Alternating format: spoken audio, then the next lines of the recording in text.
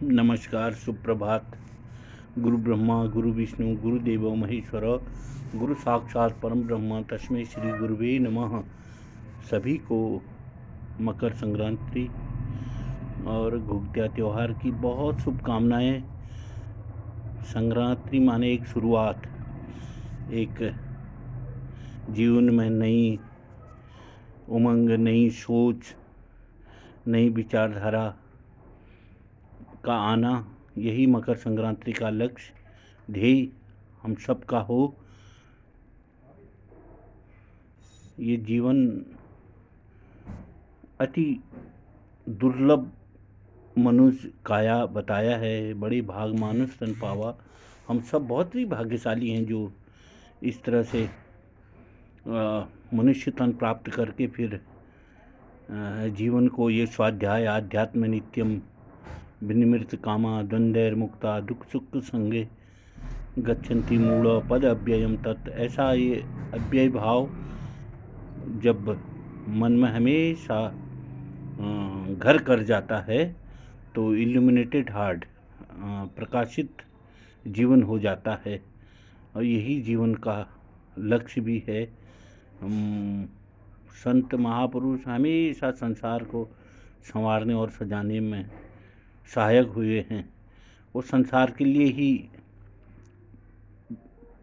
अपना योगदान देने के लिए जीते हैं। बचपन में वो कविता पढ़ते थे, लाइन कि वृक्ष कबहु नहीं फल भखे, नदी न संचय नीर, परमारथ के कारणे साधु धरा शरीर।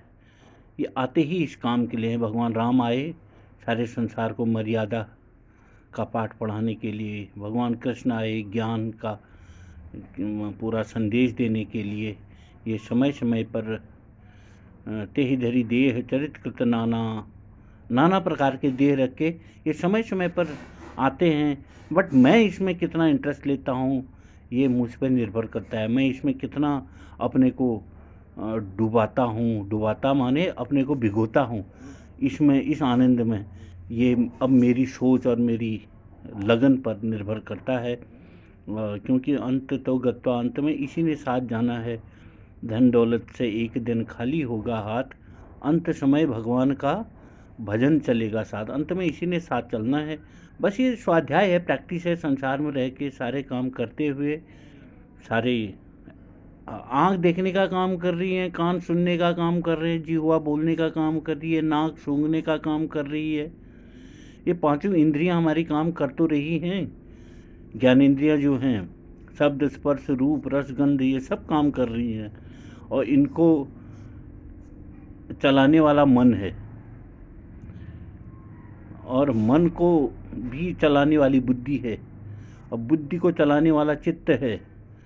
और ये जो सब हैं, जीव है, इनको चलाने वाला स्वयं ब्रह्म है, परमात्मा है। हम परमात्मा में ही तो विचरण कर रहे हैं।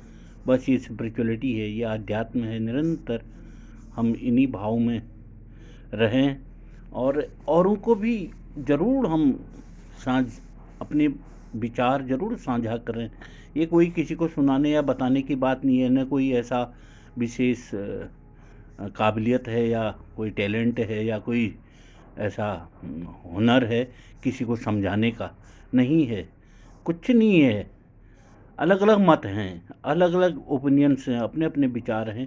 परंतु जब ऐसे विचारों में हम रहते हैं तो अच्छा लगता है। इधर उधर की दाएं बाएं भागते हैं, उसका ऐसा है, उसका ऐसा है, उसने ये कहा, उसने वो कहा। इनसे तो अच्छा है कि कहीं ना कहीं अपने अंदर, अपने ही self realisation through God realisation कहते हैं, अपने अंदर झांकना, अपना ही आत्ममंथन करने में बड़ा आनंद आता है।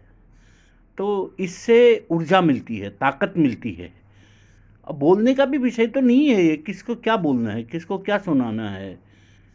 तो ये सुनने और बोलने से ऊपर की बात, हाँ, आनंद बना रहे। आनंद के लिए जब हम इस तरह की चर्चा करते हैं तो फिर हमारे सामने कोई मुश्किलातें नहीं आती हैं। आ भी रही हैं तो सुनाते हैं संत महापुरुष की।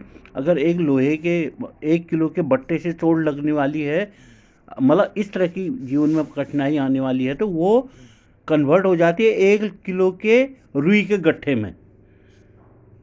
सिर में लगने वाली चोट एक रुई के गट्ठे के बराबर हो। वजन तो है उतना, लेकिन हल्की हो जाती है वो चोट।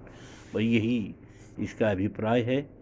और सभी को एक बार फिर मकर संक्रांति की बहुत बहुत शुभकामनाएं। ऐसी जीवन आनंदमय हो, प्रेममय हो। नमस्कार। धन निरंकार जी।